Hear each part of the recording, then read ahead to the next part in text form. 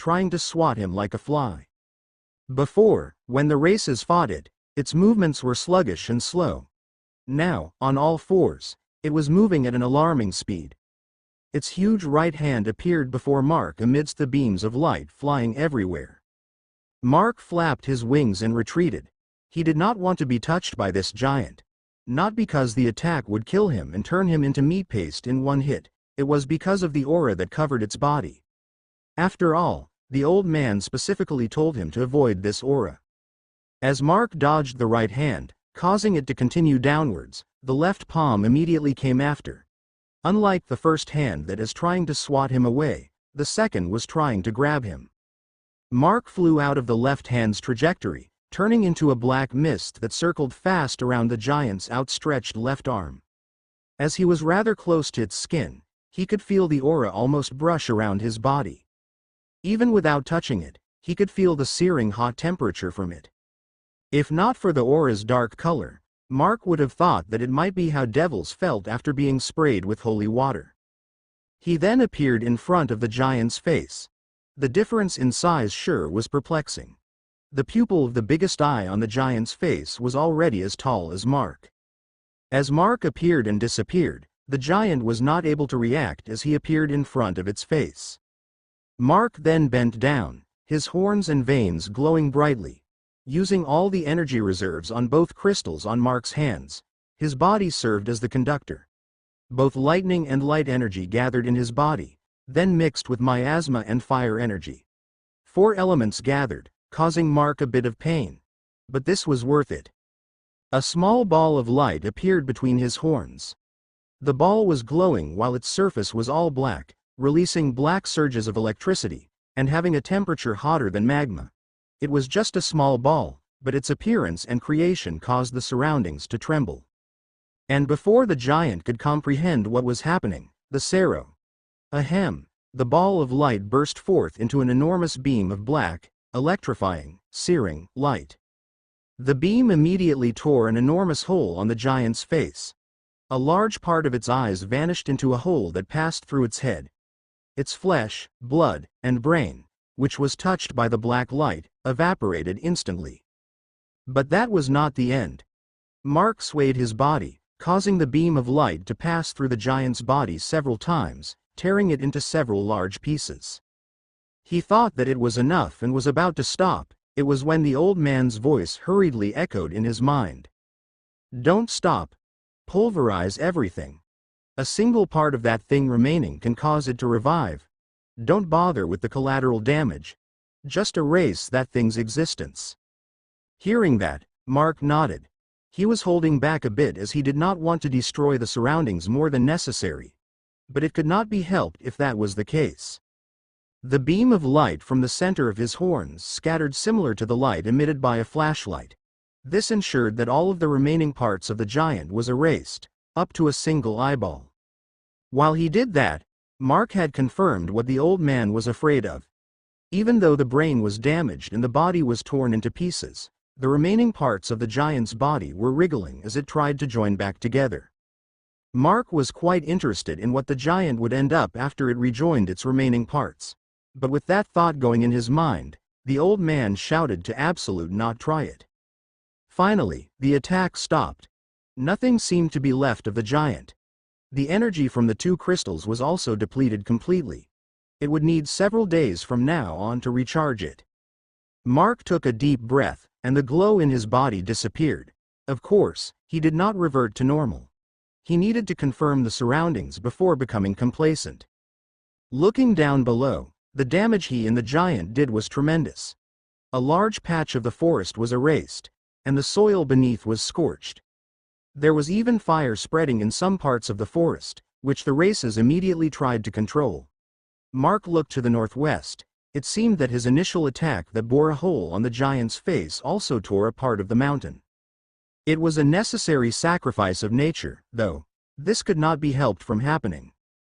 Mark was searching if there was still remnants of the giant remaining, and thus, he decided to land. But then, shoom! A bright beam of light tore through the forest. The beam that was only about 2 feet in diameter took everyone by surprise. Unexpectedly, The target was not Mark. The beam of light flew at a fast speed towards the stone fortress. As the beam reached the walls of the fortress, a large tear in space opened. The beam of light went straight into that tear. Behind that tear in space, the old man stood with his right hand outstretched. Mark immediately went towards where the beam of light came from, saw a fist-sized eyeball using 4 tentacles to prop itself up. Seeing Mark, the eyeball stopped its attacks and tried to flee, but of course, it was impossible to let that happen. He caught up to it and pinned it down, using a spike created from his blood.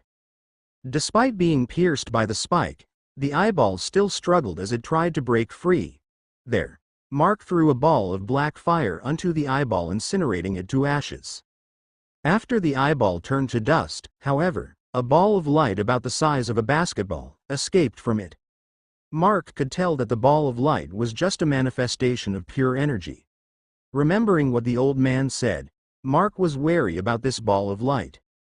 And then, horror had struck. The ball of light flew towards Mark. Being caught off guard and because of the short distance, the only thing that Mark could do was to shield himself. But then, nothing happened to him. There, he realized that the ball of light was not flying on its own, but was being sucked by the psi crystal on his arm. Tink. Plop. The sound of a glass that plopped onto the soil was heard. Mark looked down and saw a crystal with a small sun inside that onto the ground. Day. Stone Fortress, Eastern Mountain. After picking up the crystal that fell to the ground, Mark did not return immediately. He was a bit complacent when he obliterated the giant's body, causing that last attack to happen. Seeing that even a single eyeball was capable of releasing such an attack, he scoured the area a bit more, ensuring that no remnants of the giant's body remained. Mark went on a few circles around the scorched area and its boundaries.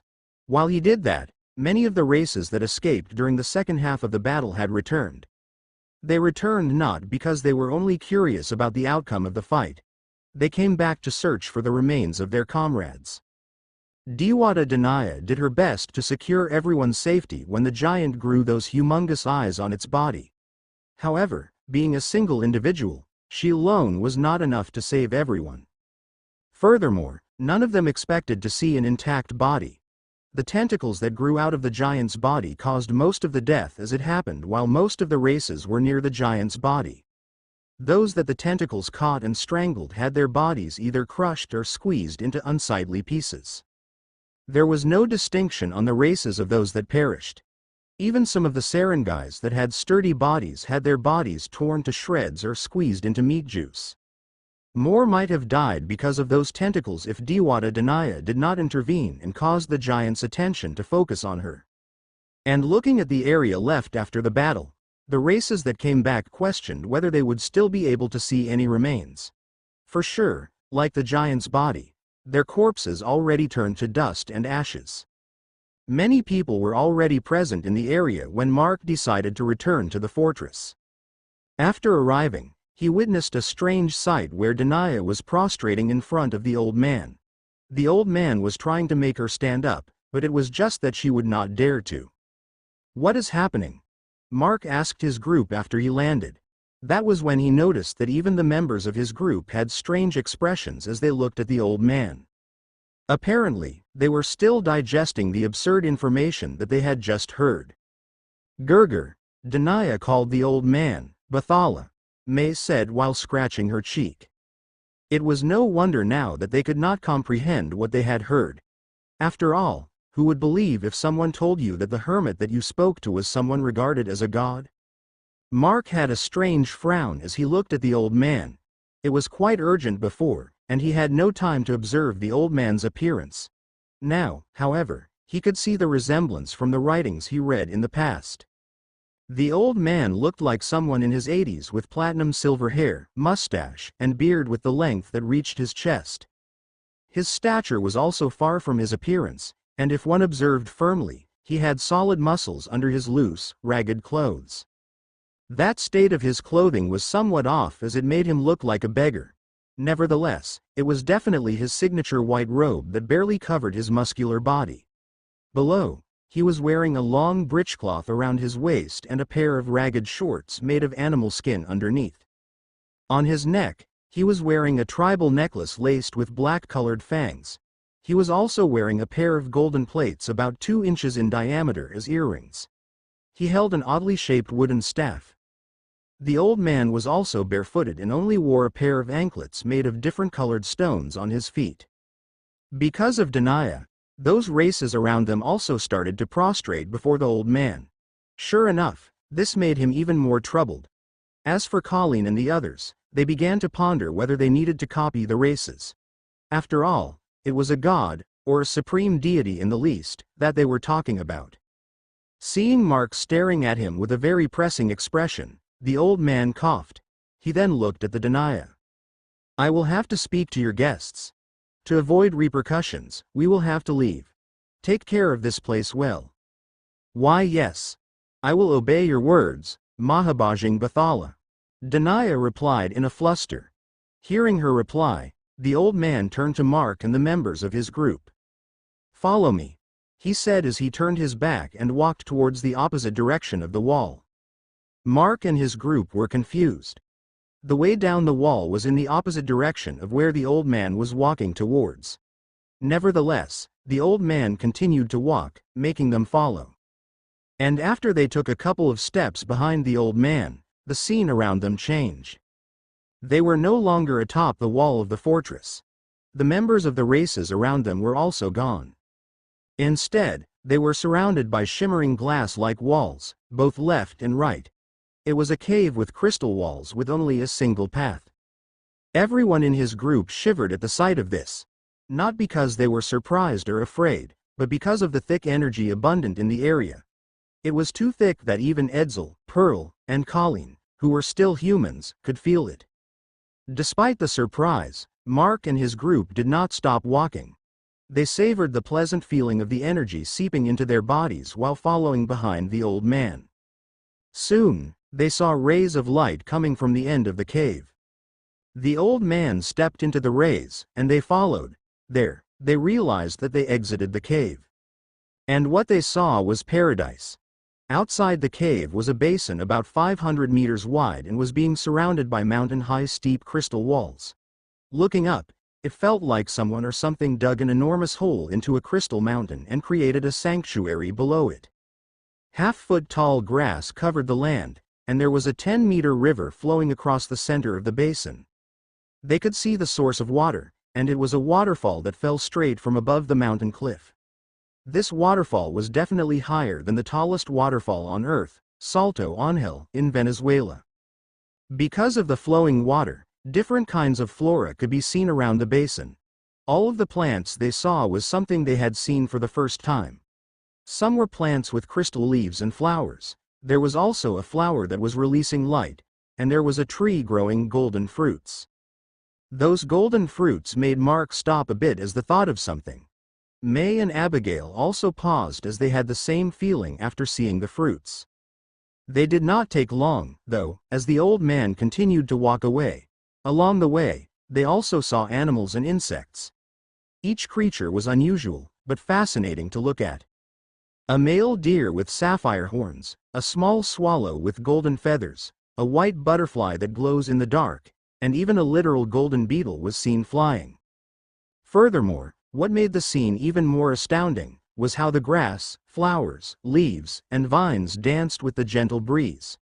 It was very odd considering how the whole place was enclosed by tall crystal cliffs.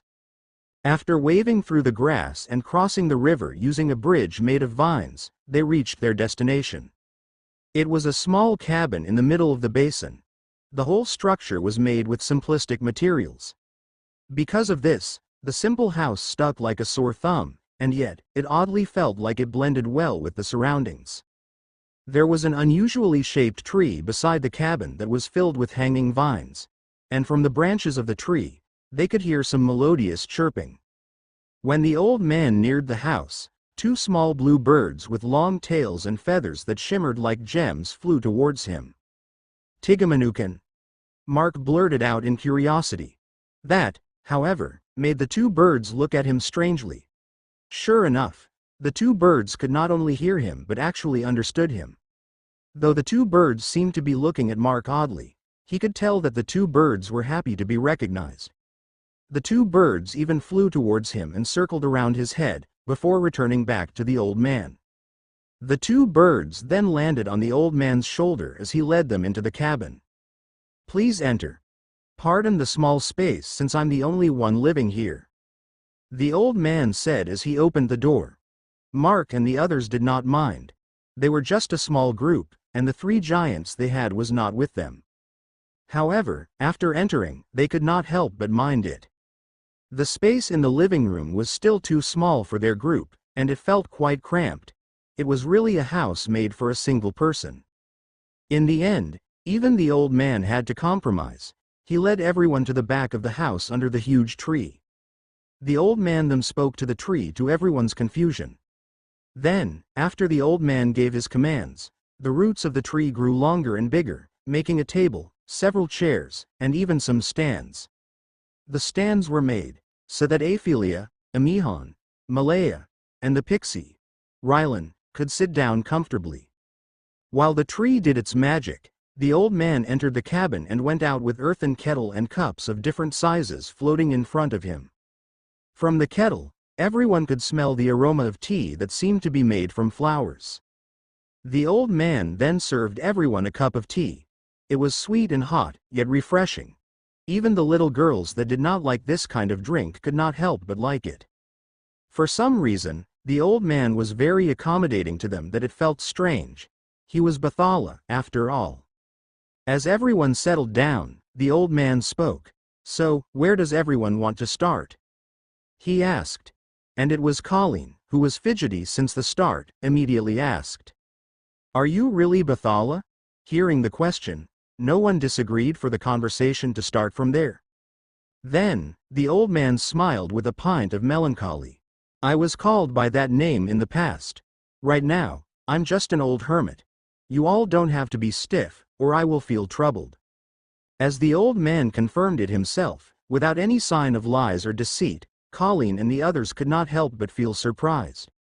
Even though they already heard Denia earlier, it was that hard to take that they were actually speaking with a godly entity right now. Mark, on the other hand, accepted it. Not because the old man was not lying, even without the words, the strength he could feel from the old man was several times greater than his. He was able to contend with a weakened deity, and now, he could probably fight with a lower deity to a draw. But if he was to fight this old man, he could not see any chance of winning. "If you are Bathala, why can't you just make that giant disappear in a flash? Is it that you are also bound to something like the rules of the world? Like the spirit and elemental races?" Mark asked the most crucial thing. That question made Bathala sigh.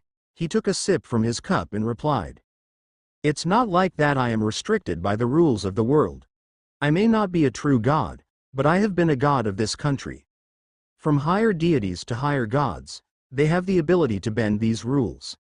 What restricts us, however, are the rules made by them." "Them?" Alana asked. That question made Bathala turn to Mark. "Them. They don't have any real name or race. Their role is being the administrator of worlds, universes, and dimensions. We who knew their existence call them." Bathala looked up at the sky with a stern expression. "Observers. Day. Underground crystal basin, unknown dimension. The observers." It was an entirely new concept for everyone here that was listening. Of course, except for Mark and Alana. These two Oedicus had read and watched countless stories, movies, and anime regarding the different concepts of godhood and related stuff. Hearing the general description from Bathala, they kind of understood what the old man was saying. And Mark posed a question. "These observers are the managers, you said. Then, they are not the ones that created the worlds and dimensions they managed, do they?" That question made Bathala smile. "They are not," the old man said. "Let me explain this. The hierarchy of the management of worlds like Earth is very different from everyone had thought. To mortals, and even to most immortal beings, all deities are deities, and all gods are gods. But the truth is that both deities and gods had lower, middle, higher realms. Then, after the higher gods are the observers. And above them are the true gods that created the worlds and dimensions. It was quite confusing, and Colleen could not help but ask. What is the difference between a true god and the gods below the observers? There was no need to ask if Bathala was a true god or not. From his explanation, it was evident that he belonged to one of the 3 levels below the observers. Then, what was the difference between the two? Bathala answered Colleen's question with a straight answer. True gods are those that were born as gods and came from the realm of gods. Those that are below the observers like me. We came from a different origin. The old man did not wait for the next question and continued. Lower gods, middle gods, and even a higher god like me did not come from this world. Some of us came from lower god realms. Like how Odin came from Asgard and Zeus from Olympus. Even I had my own origin, and it is not from this earth or any of its subdimensions. In fact, it is almost impossible for an individual from earth to reach godhood. There are just a few individuals that were able to do so, and their numbers can be counted in one hand. He added. It was quite strange to hear. Who would have thought that a god being worshipped by people on earth was not someone from this world? But thinking about it further, it was not strange. The magical energy on earth was almost non-existent for a godly being to be born in it. But then, Mark noticed something from what Bathala said. The old man looked at Mark and nodded before saying, You are right. I did not come from any godly realm. I am also a mortal who reached godhood in a world with something you call a fantasy world. Everyone in Mark's group was speechless. Their beliefs about mythological gods had been shattered. Nevertheless, there was very little known about the gods of myths. Who would have known what was real and what was not aside from the gods themselves? There were too many questions that filled everyone's minds. Even the little girls were curious about it. However, letting everyone ask questions one by one was a waste of time. Thus, Bathala decided to tell everything in one go. And it was not just traditional storytelling. With a wave of his staff, the scene around them changed. Bathala came from a lower dimension. A world with swords and magic, ruled by tribes and monsters. He was a sage in that world that reached godhood and ascended into a higher realm. And for some unfortunate reason, he ended up on Earth, where there was no way for him to ascend further, aside from one method. It was to form a religion. Unfortunately, Earth was already a world occupied by gods that were having territorial disputes when he came around. Still, he could not just stand back and join the fight. In the end, the gods divided Earth in different territories. And for Bathala, who came alone to this world, unlike the other kings of gods and gods of creation, he was forced to have this desolate land. A country that did not even have a name. There was not even a single people to start his religion. That was not the worst part, however. Bathala came about when another culling of Earth had just ended. The whole country was submerged underwater with nothing but a few small islands. And thus, while waiting for the water to subside, he created his few subordinates, the Anitos. The deity, Amihan, was one of them. At this part of the story, Bathala was looking at Amihan, who sat beside Aphelia and Malaya. She was quite confused as to why. Her late mother just named her after the deity. It was not like Amihan had a direct connection to her, right? Bathala did not say anything about her reaction and continued in his story. When the water subsided enough, Bathala created the first couple in this country. It was when the legend of Malakas and Maganda was born. So, the theory of evolution is not true. Alana could not help but ask in this part. After all, it was different from what science told. But there, Bathala shook his head. It is true, though, Bathala said with a laugh. Like some of the other gods did. I took the model of humans from the evolved Neanderthals before the culling and shaped them to my liking. You all can say that this is the reason that the intelligent ones of the mortals are still looking for the missing link. Also, humans already existed in other countries at that time. I'm not the first one to do it. Lastly, I modeled the first people in this country and my Anitos with the same appearance and culture of people from my previous world. That is why the people in this country looked quite unique compared to the other countries around it. No one could say a thing. Mark and his group were speechless. Bathala then continued, though this time, it was more of a grumble. When the population in his territory grew, he sent his Anitos to the land to aid the mortals. He wanted to spread his religion to the people he created. Of course, it was not easy. It was because other lower gods that could not find any available territory was thrown into his because he was alone. Another reason for that was because he had the same fashion sense as the newcomers, having a tribal look. It caused some conflicts, like Amanikable, the god of hunting, who actually fell in love with Maganda, only to be rejected because Bathala created Malakas and Maganda for each other. And the brat actually threw a tantrum and sent waves from the sea to torment Bathala's people. There was also that Ideanali. That androgynous brat liked her name being called by my people. If not, she will tamper with their work, making them finish it late. Other instances like this were recorded in the Philippines mythos. The story they were hearing right now, for some reason, sounded credible. But seeing the old man grumbling in front of them, it seemed that Bathala, even as a higher god, had his hardships. It was clear that he did not view many of the Philippine gods in a good light. Ahem. Bathala coughed as he noticed that he was getting derailed. What Mark and his group wanted to know was about the observers, also. About the giant that they had encountered. I already mentioned about the culling, right? The old man asked as he reverted the scene around them, where everything was about to be submerged underwater. The skies were dark, and the rain was exceedingly heavy. This is not any god's work but the work of the observers. Some of the gods that were present before this culling tried to save the civilizations they managed. As Bathala said that, the scene around them moved in a rather fast motion. It was like they were flying around the world in fast forward. One time, they witnessed an enormous ark atop a hill. It was filled with animals and people, waiting for the water to rise. There is also some that could be seen climbing up the mountains. But one scene made Mark, Iola, and Aphelia stand up. They saw a familiar spaceship fly through the clouds, out of the planet. The gods Amarilia and Varahilio. The forgotten gods who took away their forgotten civilization. From what I heard, they are very kind gods despite their appearance. It's a pity that they already left when I arrived. Bathala said as they all watched the spaceship fly away. The gods Amarilia and Varahilio. One was a goddess with a pigeon head and white wings, while the other was a god with a raven head and black wings. The two gods of Arielis. Of course, Mark, Iola, and Aphelia would react to that.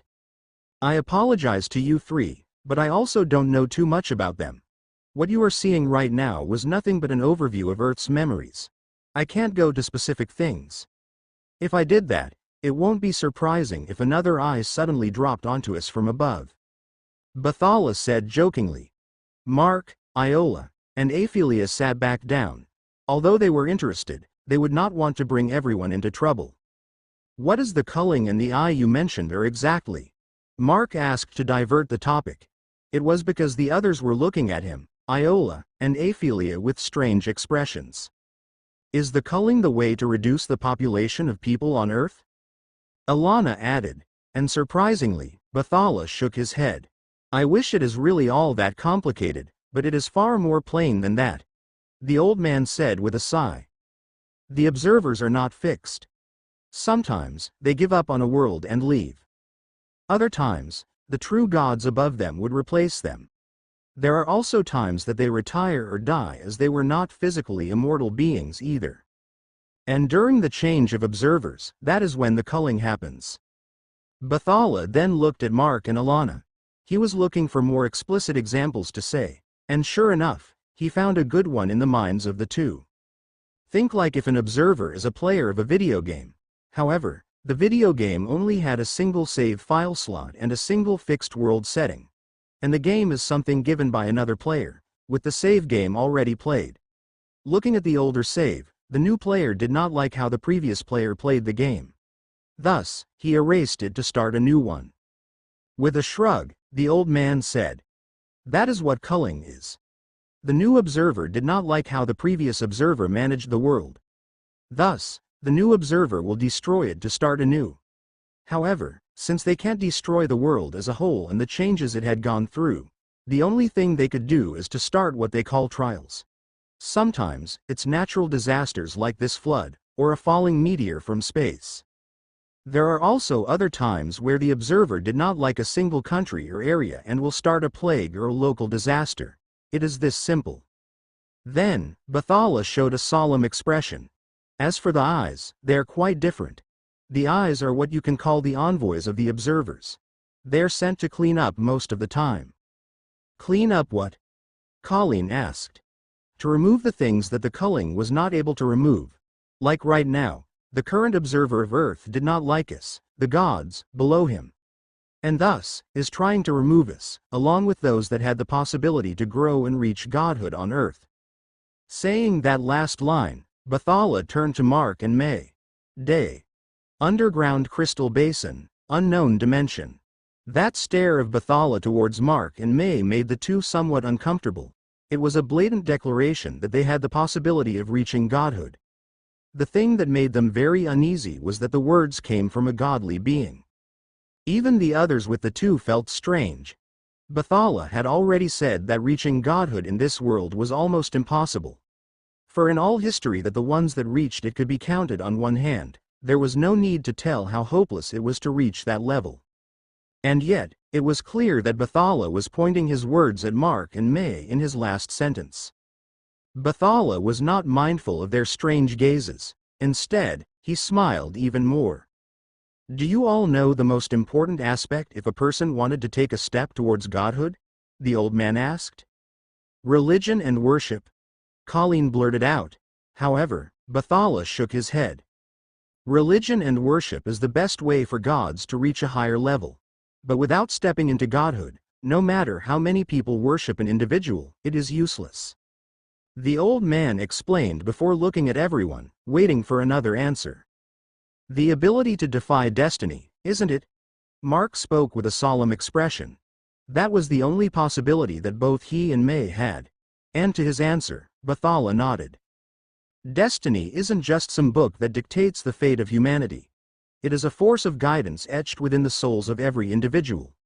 When that guidance ends, it is also the end of the individual. Even if a person's life force is still strong, they will die at the end of that line. The perfect example of this is when a mortal with a lethal illness would recover for some time before their death, letting them spend their last burst of life force. And because of that, there is no way for a person to reach godhood without defying it. Bathala looked at Mark and May solemnly. The time for you two had long passed. Yet, you two are still here.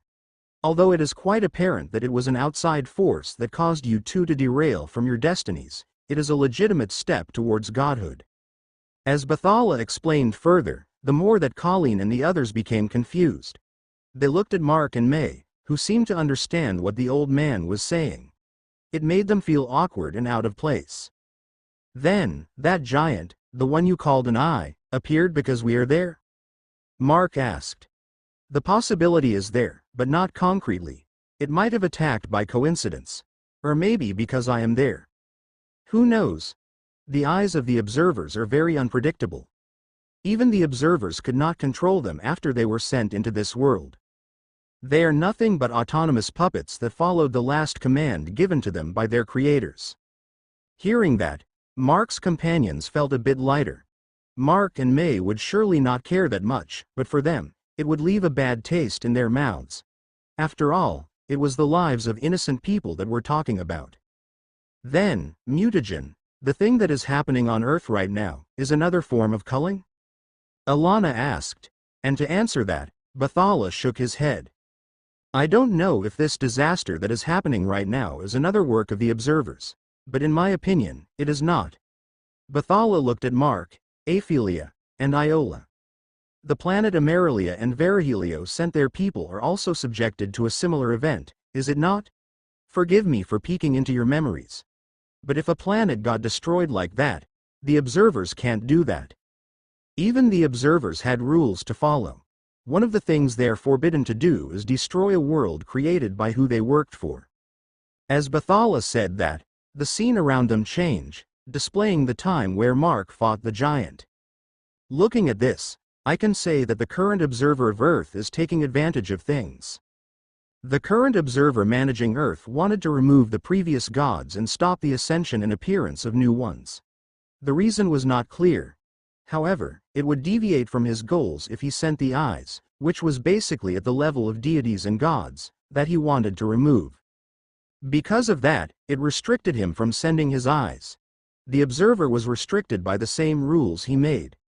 This was how the remaining gods on Earth, like Bathala, managed to exist even now. This time, however, the appearance of Mutagen changed everything. Mutagen was hard to predict.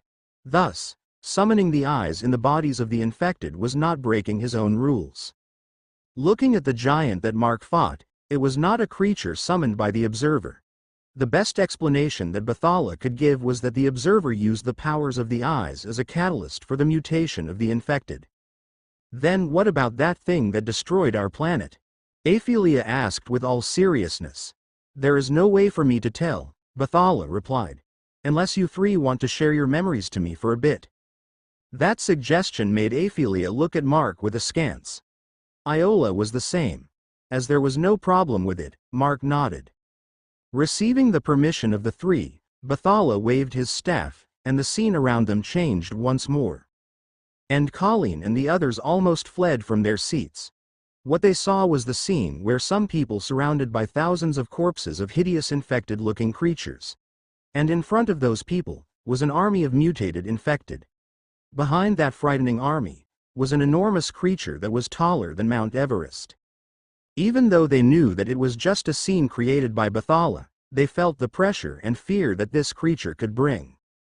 Malaya even fell from her seat, and Mark had to catch her. She wanted to change positions as she felt uncomfortable, but because of the terror that she felt, her wings did not flap at all. Seeing the creature, even Bathala was surprised. This being was not any less than a higher god like him. Furthermore, even Bathala felt that if he had to fight this creature, the outcome would be unknown. It was kind of surprising that there was a group of mortals that tried to fight it. May grasped Mark's hand tightly. Even Emihan, Abigail, and Miracle stuck to him after seeing the creature. On the other hand, Aphelia and Iola were calm like Mark.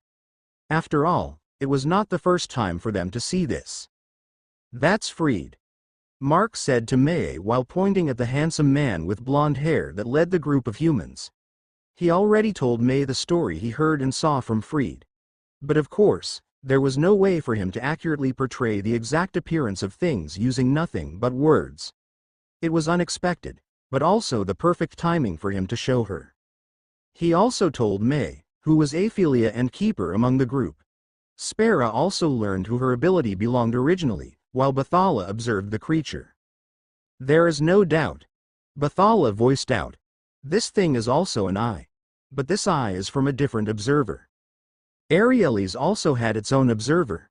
But our ancestors were told that the planet that they were sent was far from the reach of other godly beings. Aphelia said.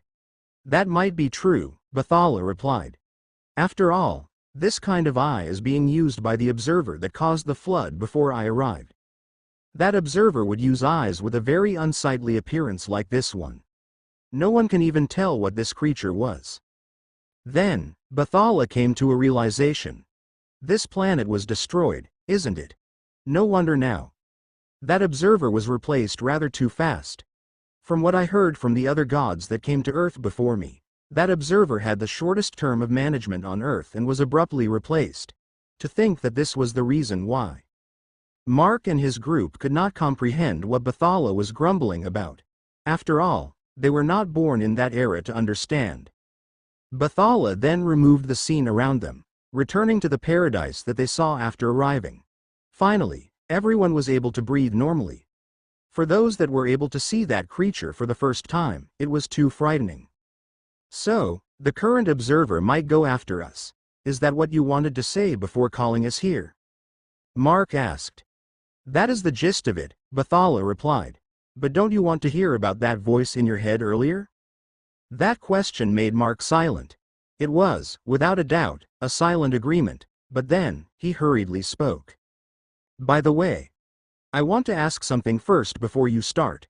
Did you plan everything from the start? to meet me here, and yesterday, meeting them? Mark indicated May, Amihan, Spera, and the 3 little girls that met Bathala at the trade area yesterday. And Bathala laughed. The thing yesterday is a pure coincidence. It is even embarrassing to remember that I lost my composure in front of them. They gave me quite a surprise when your wife took out those crystals containing pure energy. Bathala took out one of the crystals he got from May yesterday. You might think that this thing is just a tool to raise the abilities of your subordinates. But I will tell you. This thing is very precious to us gods here on earth, especially with our current state. Then, the old man sighed. The current observer did not like the presence of his gods that came from other worlds here. He instigated the war between the gods of Greece. Don't you think that a son of a god would grow very differently to the point of having a war with his siblings and even his own father? It is all by the instigation of the observer. And the result, it forced many gods present on earth to retreat because of a promise. And of course, as that was a war between a family and group of local gods, many gods like Bathala did not comply. After all, not all of them had somewhere to return to, unlike the gods of Rome, Norse and Greek mythology. Like Bathala, there were also other gods that were sent here without their consent. Still, honoring the rules, they lessened their interaction with mankind. But of course, the observer would not see that as an excuse, and thus, he did the worst thing that he could do to an earth god. Earth was not a good place for powerful beings. The magical energy was very low, and there was no way for the gods to grow further aside from one method. It was to gain energy from the worship of the religion they founded. To remove the remaining earthen gods from the picture, the best way was to cut off that worship. And thus, the plan to spread a single religion all across the globe commenced. A religion that worshipped the true God that created Earth. The Crusade. It was despite the fact that the very God they worshipped did not interact with humans. And sure enough, the observer succeeded in his plan for the most part. The remaining earthen gods lost the worship of their religion and became weakened. To avoid the relentless pursuit of the observer, these gods had to hide in inferior dimensions in Earth where its eyes could barely see. That dimension was the spirit dimension, where almost every race that was living were failed creations, accidental creations, and experiments of the gods.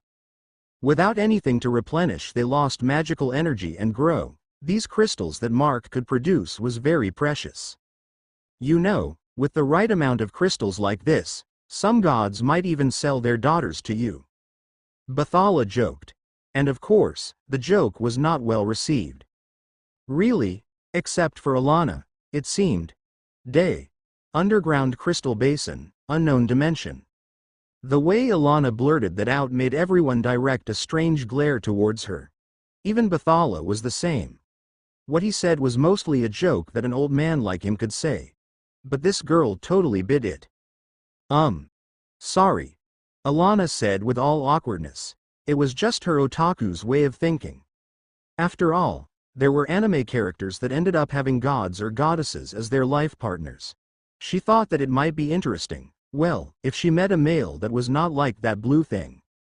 Furthermore, she was single and was without any open suitor. There was nothing wrong with being excited at the thought that Bathala gave them. To thwart the awkwardness, Mark, who was the only one that understood Alana's train of thought, decided to get back to the topic. About the voice, do you know who it is? Mark asked. After all, he understood the other voices that he heard before in his head, aside from that single one. But even so, the person felt very familiar. That should be the voice of your ancestor, the founder of blood demons. Bathala replied, which made Mark felt even stranger. The old man then continued. You should have heard about the end of the blood demons already, am I right? It was not just a typical war among the upper dimension, heaven, and the lower dimension, hell. That happened with the manipulation of the observer. The beings that led both the angels and the devils in that war are eyes, sent by him. They already heard about the war and how it was nothing but an event that instigated the spirit races and demon races to participate. Still, the truth that it was a war led by angels and devils had quite an impact to hear. Wait, Colleen interjected. Don't the eyes have those disgusting features? How would angels and demons follow them? Bathala did not reply immediately. Instead, he waved his staff, indicating the change of the scene around them. Looking around, it was, without a doubt, the spirit dimension. However, the sky was colored red instead of its bright blue color. Furthermore, they were in an area near the sea. A kilometer away from the shore, the seawater was gone, however. There was an impossibly bottomless chasm where the water flowed into. From the sky and from that chasm, two forces emerged to fight. At the center of the battlefield, however, was the innocent blood demons. From the sky and the land, a man with 3 pairs of white wings, wearing white armor with golden ornaments, was leading the forces. He wielded a pair of silver shield and sword on his hands, and a bright halo shined above his head. On the other hand, the forces that rose from the chasm was led by another man. His skin was red and was filled with demonic markings.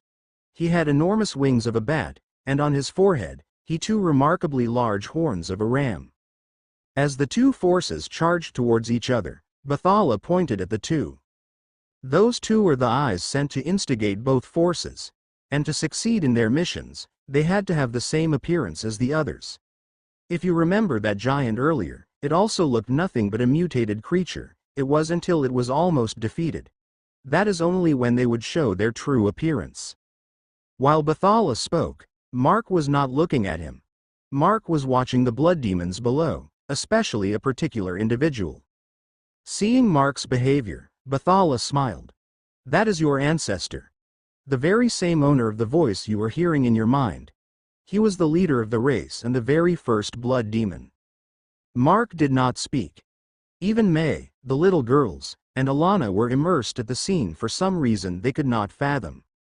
With their reaction, Bathala decided to not speak too much and let them watch. Of course, at specific points, he explained things. It was like what Pephile and Amihan had told Mark and the others. The blood demons were the gatekeepers of the connection between the surface and the underworld. Unexpectedly, the man looked like an angel. However, he had the wings and horns of a devil. Without a doubt, he was a mixed breed, the result of an angel's and a devil's sin. As a being that should not exist, he developed a trait unique to him after he was born. He was a unique being that should not exist, a monster that broke fate itself. And of course, someone that was close to being a god, as he could create his own legion despite its constraints. The new observer would not like something like that to exist. And thus, using the eyes, he started the war to stealthily remove this race from existence.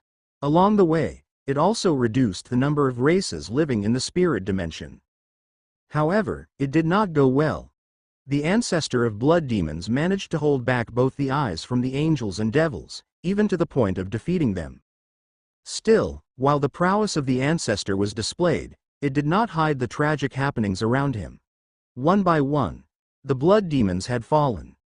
The ancestor fought with his grief until he was the only one left. Fueled by his anger, he almost killed both the two eyes. It all happened while the forces of angels and surface dwellers and devils and demons were enveloped in their own battles. Many died. It was a helpless and brutal conflict. But then, when the two were at their defeat before their allies could help them, their bodies burst out into a disgusting mass of eyes. The two helplessly ganged up on the ancestor, who finally realized the truth in this war. Not only him, but the whole battlefield was also frozen when the two revealed their real forms. They realized that they were being used, as they knew that appearance that the two turned into. Both forces lost their moral. Some even tried to help the ancestor of the blood demons, not minding whether they were an angel or a devil. It was the same for the spirit races and demons that realized their mistake. However, those two eyes were not someone that anyone could just contend on a whim. The two were at the level of higher deities. It was already amazing that the ancestor of blood demons lasted that long. In the end, pierced by 2 beams of light on his chest, the ancestor had fallen. At his death, with a very weak voice, he declared with a fearless smile, "In the future, we will return. When that time comes, you better clean your neck, you meddlesome impostor." Bathala translated, as Mark and the others could not understand what he had said. However, even with the language barrier, they could feel his grievance and hate. At the time that the ancestor's body disintegrated into dust, Bathala waved his staff as there was nothing else to see. All that happened next was what they knew. Both angels and devils retreated back to their realms without fixing the mess that they created. Mark and the others felt heavy. Alana even had tears at the corner of her eyes. What you are hearing is the call for the revenge that your ancestor had been waiting. Furthermore, the blood of a blood demon that ran inside you was directly from him. You are one of his direct descendants. Although it took me time to confirm, I can assure you that what I'm saying is true. Bathala then added further, you surely have a heavy load on your shoulders. The old man sighed. Mark looked down with a serious expression. Bathala was straight on point with those words. He had his promise to Freed. Now, he had an even heavier load to carry. Can't we just ignore it? May asked. She did not want Mark to have a heavier burden and the worst, endangering himself. What they were talking about here was something that even Bathala and the others at their peak could not contend against. And yet, what the ancestor wanted was to kill the very same being. Sure, you all can ignore it. Bathala nodded, but his expression was very serious. But even if you let it go, that being that is watching from above will not. You all are not just descendants of a race that he tried to erase. Two of you even had the potential to step into godhood despite the current state of Earth. He definitely would not like that. The atmosphere became heavy. Furthermore, Mark felt like he put May and the little girls to danger now that he turned them into one of his kin. What do we have to do? Mark asked Bathala. He could not think of anything right now. However, the answer he received made everyone gawk at Bathala. Nothing. That was what the old man said. He even said it with a nonchalant expression. Still, Mark nodded with a serious expression. There was nothing they needed to do. And what Bathala meant for that was there was nothing for them to change. They could just follow what they had been doing up until now. And if that observer sent another thing to hinder them, just destroy it like every obstacle they faced and would face in the future. Bathala looked at Mark with a pleasant expression. It was good that Mark understood what he meant. While Mark was in contemplation, Bathala spoke. You also have another kind of crystal, right? The one that could harness psychic abilities.